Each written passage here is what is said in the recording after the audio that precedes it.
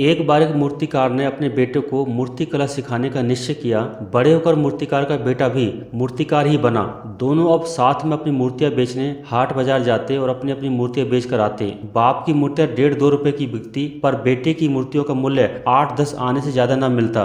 बाजार से आने के बाद मूर्तिकार अपने बेटे को पास बैठाता और मूर्ति बनाने में हुई त्रुटि के बारे में बताता और अगले दिन उस गलती को सुधारने के लिए समझाता। यह क्रम कई सालों तक चलता रहा। लड़का काफी समझदार था। उसने अपने पिता की सभी बातों को बड़े ही ध्यान से सुना और अपनी कला में सुधार करने का प्रयास करता रहा। कुछ समय बाद उस लड़के की मूर्तियां भी 1.5 रुपए तक बिकने लगी। मूर्तिकार अब भी अपने बेटे को उसी तरह समझाता और मूर्ति बनाने में होने वाली गलती के बारे में अपने बेटे को बताता। बेटे ने अपनी कला पर और भी अधिक ध्यान दिया और उसकी कला अधिक निखरने लगी। अब मूर्तिकार के बेटे की मूर्तियां 5 रुपए तक बिकने लगी। बेटे की कला को सुधारने का क्रम मूर्तिकार ने अब भी बंद नहीं किया। आप तो दोस्त निकालने की बात बंद ही नहीं करते।